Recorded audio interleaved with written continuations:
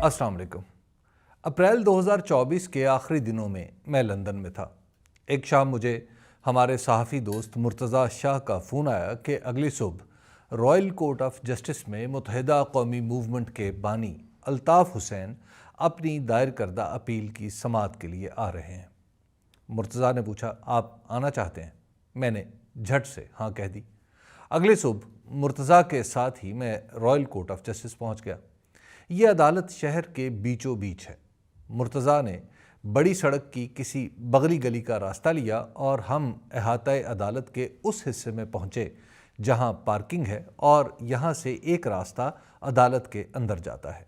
यहीं अल्ताफ़ हुसैन से मुलाकात हुई।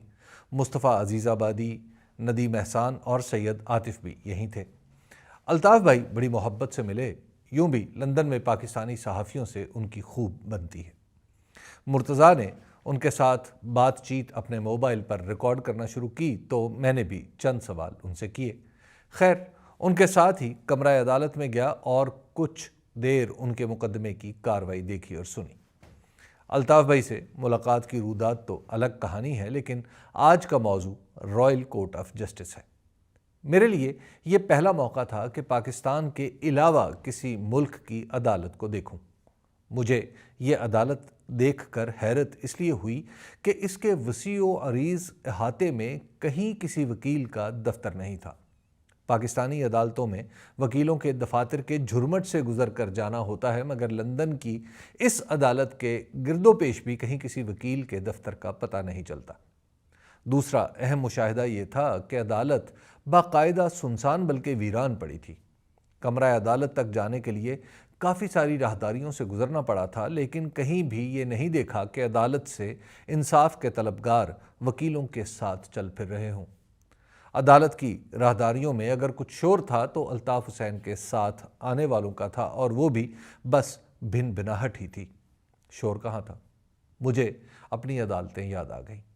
पाकिस्तान में किसी भी हाई कोर्ट चले जाएं, ज़िले की अदालत चले जाएं, हत्ता के सुप्रीम कोर्ट ही चले जाएं, खव्वे से खव्वा छिलता है। अलबत्ता सुप्रीम कोर्ट को ये एजाज़ हासिल है कि इसके अहाते में अभी तक वकला के दफ्तर नहीं बने। कई बार इस्लामाबाद में सुप्रीम कोर्ट जाना हुआ तो उसके गिर्द वसीओ अरीज़ पार्किंग देखकर ख्याल आता है कि हमारे वकला ने अब तक यहाँ दफातर क्यों नहीं कायम किए। इस ख्याल की वजह पाकिस्तान की दीगर अदालतों की सूरत हाल है। अक्सर अदालतों के गिर्द वकला के दफातर की कच्ची आबादियाँ वजूद में आ चुकी हैं।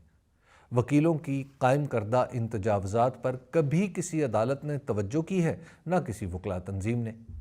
अदालतों के गिर्द इन दफातर के बारे में मुझे एक वकील साहब ने बताया था कि इनमें बिजली अमली तौर पर मुफ्त है, क्योंकि वकीलों को इसका बिल नहीं देना पड़ता। खैर, लंदन की रॉयल कोर्ट ऑफ जस्टिस के जिस कमरा अदालत में मुझे जाने का इत्तफाक हुआ उसका नंबर 69 था।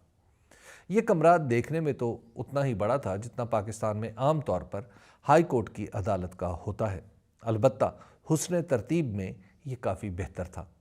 कमरे के वस्त में चंद नशिस्तें मुद्दई, मुद्दा अलैह, उनके वकला और वकला के मुआवनीन के लिए थीं।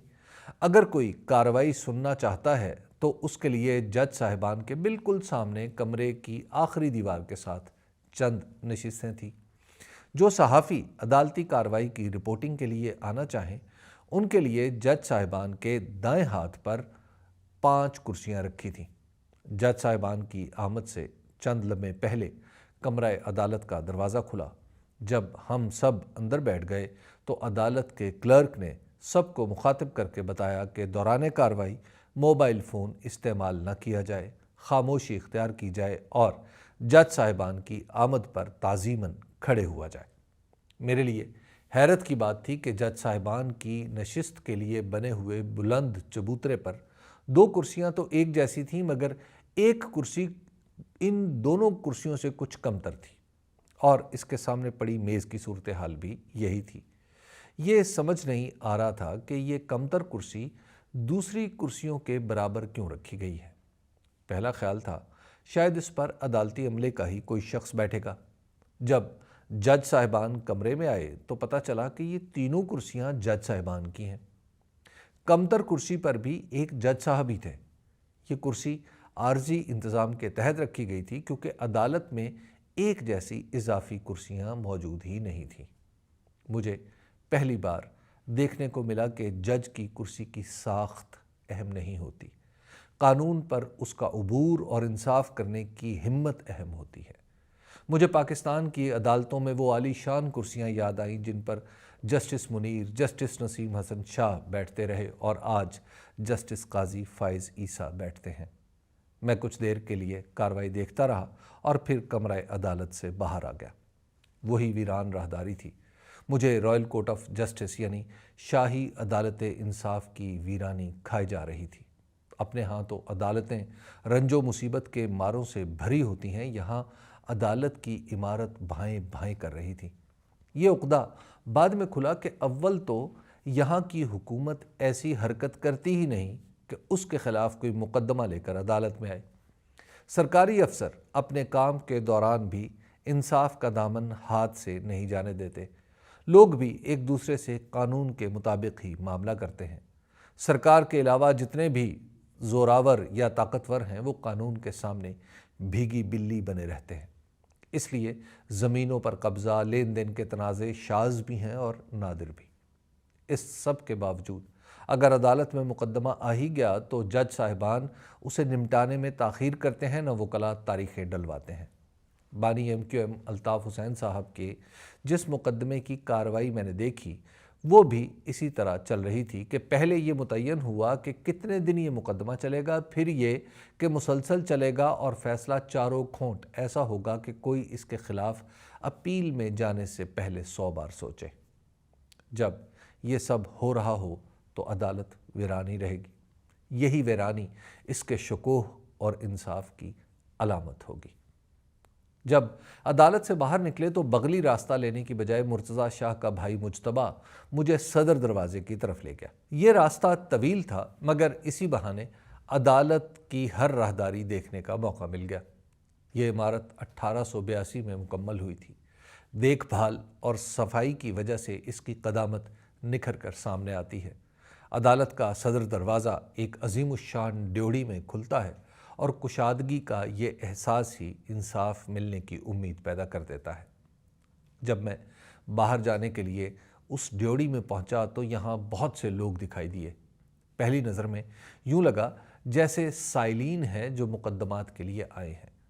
غور سے دیکھا تو لوگ مختلف ٹولیاں بنا کر کہیں کسی دیوار کو دیکھ رہے ہیں، کسی ٹولی میں کوئی ایک چھت کی طرف اشارہ کر رہا تھا اور باقی سب بھی چھت کی طرف دیکھ رہے تھے۔ پھر پتہ چلا کہ یہ سب لوگ سائل نہیں، اس عمارت کو دیکھنے کے لیے ٹکٹ بھر کر آئے ہیں۔ کسی عدالت میں اس طرح کی رونق پاکستانی ہونے کے ناطے اپنے تجربے میں تھی ہی نہیں۔ پھر خیال آیا کہ لندن میں یہ عمارت قانون کی حکمرانی اور انصاف کی وجہ سے محبوب ہے، اس لیے لوگ دیکھنے آتے ہیں۔